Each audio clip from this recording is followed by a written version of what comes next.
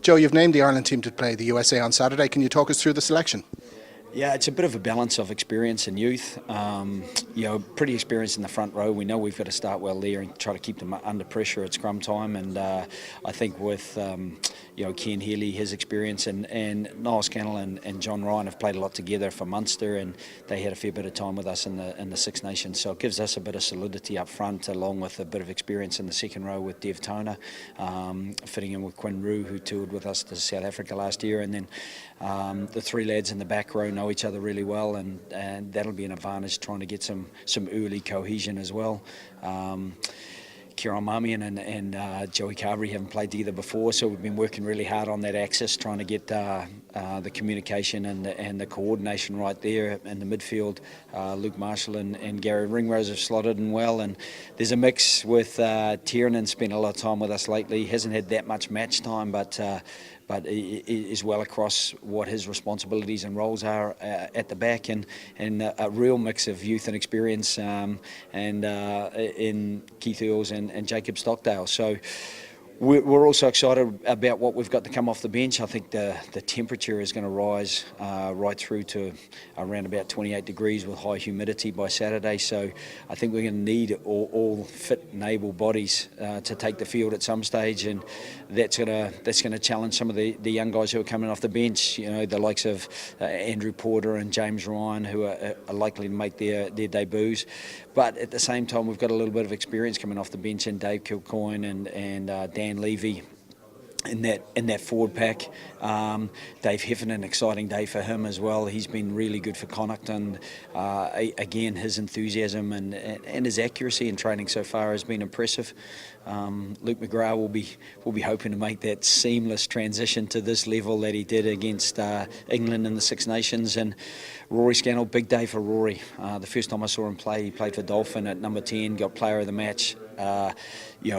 Worked the corners really well against Belvo, ran really well, passed well, and that's what we want from him on Saturday when he does come in and help out. And we've got the comfort probably of Simon Zebo and the experience and versatility he brings off the bench.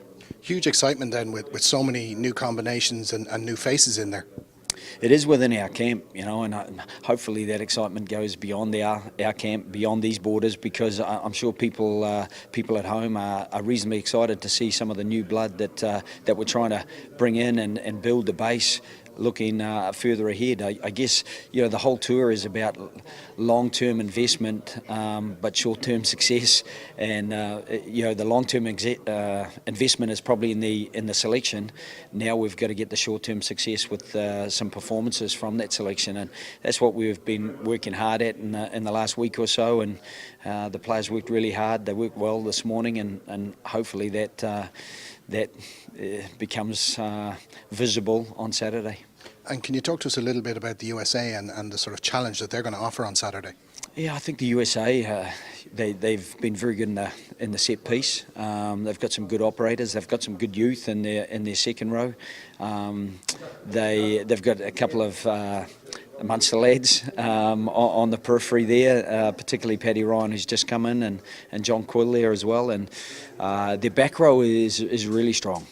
Tony Lambourne from New Zealand plays in the NPC in New Zealand and plays at a really good level, and at the same time Clever, he's a long-term captain for them. When I was here 4 years ago, I thought he was outstanding, incredibly physical, athletic guy. And Dolan, who's another tall, athletic, physical number 8. So there's plenty to keep us concerned there. I think that probably one of the strongest areas is at scrum half, out half. Nate Augsburger has been incredibly good for them. He's quick. He is very dangerous around the rucks, and AJ McGinty did an unbelievably good job for Connacht last year. I think he was one of the catalysts and the top rate supporters, top rate performances they put together that really built that support base and excitement through to their Pro 12 victory. And then the guys outside are a mix of really good 15s players and outstanding 7s players.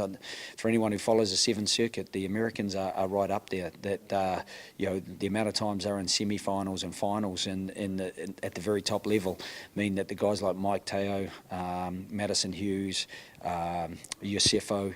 They've got a real mix of guys who foot it really well at the top level, and mix that in with a really good young guy like Bryce Campbell or Marcel Bresch, who plays for the Western Force in Super Rugby. So you're talking about guys who play at a really good level, and they're obviously going to test us on Saturday.